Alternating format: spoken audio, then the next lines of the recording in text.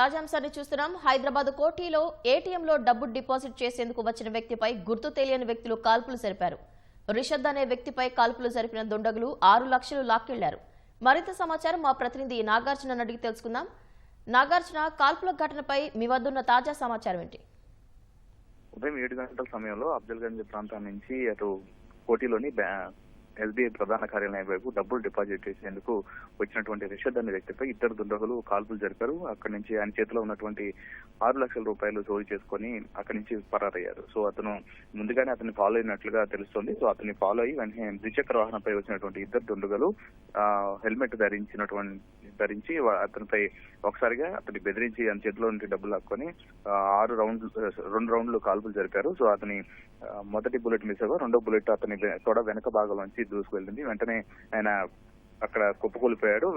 తీవ్ర రక్తస్రావం అయితే అక్కడి నుంచి దుండగులు పరారయ్యారు. వెంటనే స్థానికులు గమనించి వరాటేటికి సమాచారం అందించి వెంటనే అతని ఉస్మానియా ఆసుపత్రికి తరలించారు. మరోవైపు పోలీసులు కూడా సమాచారం అందించారు. ఘటనా స్థలానికి సుల్తాన్ బజార్ పోలీసులు చేరుకున్నారు. ఆల్రెడీ క్లూస్ టీం ఆధారాలు సేకరిస్తుంది. మరోవైపు ఈ పరారైనటువంటి దుండగుల కోసం బృందాలుగా విడిపోయి వాళ్ళ కోసం గాలిస్తున్నారు. వాళ్ళంతా సిటీ వైపుగా వెళ్ళినట్టుగా తెలుస్తుంది.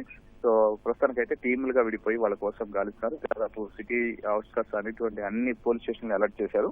సో వచ్చినటువంటి వాళ్ళందరూ కూడా ముందు పక్కా ప్రణాళిక ప్రకారమే అతని దగ్గర డబ్బు ఉందని తెలుసుకొని అతన్ని ఫాలో అయినట్టుగా తెలుస్తుంది. ఫాలో అయ్యి అతను డిపాజిట్ చేసే టైంలో ఒకసారిగా అతని మీద కాల్పులు జరిపారు. 2 రౌండ్లు కాల్పులు జరిపినట్టు పోలీసులు ధృవీకరించారు. దీనికి సంబంధించినటువంటి 2 బుల్లెట్ షెల్స్ ని కూడా పోలీసులు స్వాధీనం చేసుకున్నారు. సో ఘటనకు సంబంధించినటువంటి ఆల్రెడీ డీసీపీ కూడా ఘటనా స్థలానికి బయలుదేరారు.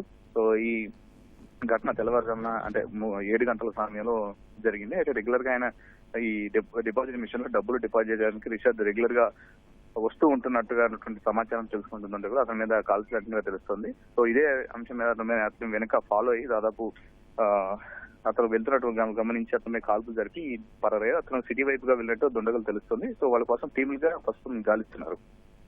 ధన్యవాదాలు నాగార్జున.